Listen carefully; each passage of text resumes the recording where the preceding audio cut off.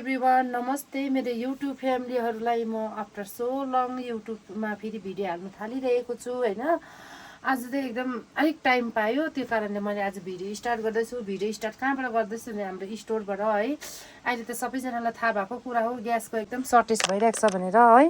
मैले त यहाँ चुलोमा टक्कैसँगले यहाँनिर सुँगुरको खुट्टाको अचार बनाउँदैछु। यहाँ हाम्रो स्नेहहरू बसिरहेको छ, यहाँ हाम्रो काली बसिरहेको छ हो। अन्त मैले यहाँ पाहुनाहरूलाई पनि खाना खानु बोलाइरहेको छ। आज चाहिँ मैले पाहुना भन्दा नि अब मेरो भान्जीहरूलाई हाम्रो सङ्गीतालाई पनि बोलाएको थियो। ऊ चाहिँ माथि घरमा जान्छ अरे। यहाँ हाम्रो बिडी भाइ चाहिँ यहाँ भर्खर प्याजहरू बोकेर आएको। हेलो भन भाइ, हेलो भन। अन्त यहाँ अलिक सरम गर्छ क्यामेरामा आउनु हो। अन्त त्यहाँदेखि मेरो सुँगुरको खुट्टाको अचार त गाइस यस्तो हुँदैछ, यस्तो दामी होइन। बहिनी चला त एकपट्टि हातमा क्यामेरा भएर त मलाई चलाउन अलिक अप्ठ्यारो भएको कारणले चाहिँ यहाँ हाम्रो कालीलाई चलाउनु दिँदैछु। यहाँ हाम्रो कालीले चलाउँदैछ हो। पक्रे लडाउलास् है। अन्त चुलामा बनाएको चाहिँ छुट्टै मिठो हुन्छ नि त है। म त पहिला हाम्रो माइत घरमा यसरी आमाले यसरी बनाएर दिनुहुन्थ्यो, कस्तो मिठो हुन्थ्यो हो। अहिले त त्यस्तै खानेकुरोहरू यसरी नै पकाएको पुरै मनपर्छ। हजुरहरूलाई कोलाई मनपर्छ कमेन्ट गर्नुहोस् है। मलाई त यसरी खाना बनाएको एकदम मनपर्छ। अहिले चाहिँ मलाई यसरी रड पनि राख्दो रहेछ होइन। हाम्रोतिर चाहिँ अब अहिले चुलाहरू हुँदैन थियो नि त। योपालि ग्यासको सर्टेज भनेर चाहिँ मैले यसरी चुला बनाएको छु गाइस होइन। अन्त यसरी खाना बनाउँदा एकदम रड पनि राख्दो रहेछ। हजुरहरूलाई कोलाई रड लाग्छ, मलाई त एकदम रड लाग्छ। त्यो कारणले त म धेरै जस्तै यहाँ चुला युज गर्छु होइन। हो कि होइन भन्दा बहिनी। अन्त अब यो चुलामा खाना पकाइसक्यो, यो सुँगुरको खुट्टा पकाइसकेर चाहिँ म त्यहाँदेखि भात पकाउँछु है। अन्त त्यहाँदेखि अलिकति मेरो डाइनिङहरू किचनहरू सफा गर्नुपर्ने जानुपर्ने छ गाइस है। अन्त माथि मेरो रुम पनि सफा गरेको छैन, अब रुम पनि सफा गर्नु जान्छु गाइस है। हेर्दै गर्नुहोस् है त भिडियो लास्टसम्म गाइस। अब चाहिँ मेरो यहाँनिर सुँगुरको मासुको अचार पाक्यो। सुँगुरको खुट्टाको अचार है।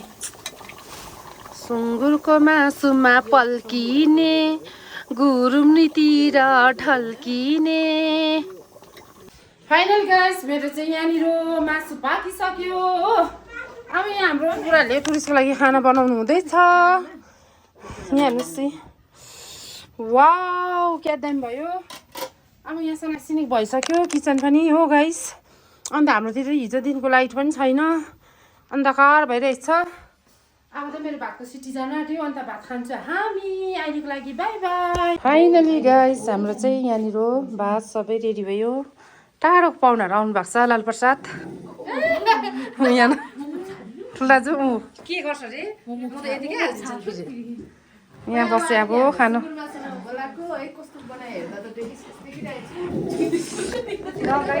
खाना खाँदा भेट्छु ल। यो चाहिँ मेरो पतिदेवको खाना हो। दादा कस्तो खानुहुन्छ भन्नुहोस् त, लु हालेर खानुहोस् तपाईँ। यस्तो छ हो मासु भात। मासु नै खतरा होइन मान्छे खतरा कसले लालुले खान्छ।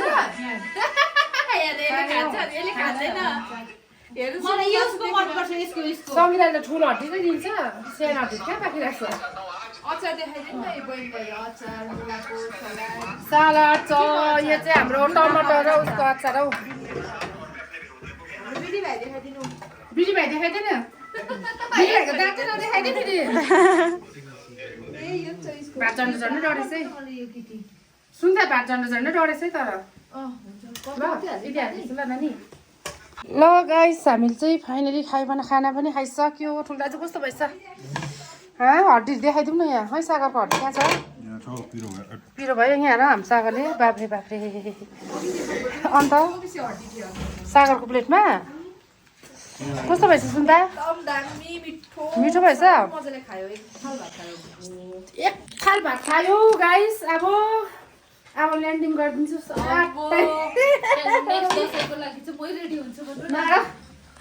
भाइ भाइको हड्डी देखाइदिए त। यो अब कुकुरहरूलाई दिन्छ।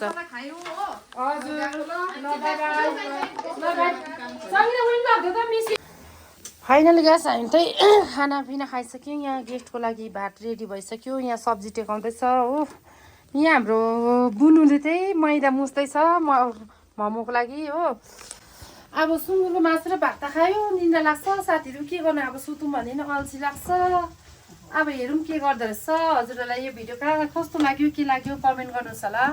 मन पऱ्यो भने सेयर लाइक कमेन्ट गर्नुहोस् होला अनि मेरो युट्युब च्यानललाई सब्सक्राइब पनि गरिदिनुहोस् होला बाई बाई गरिदिनु दादा बाई बाई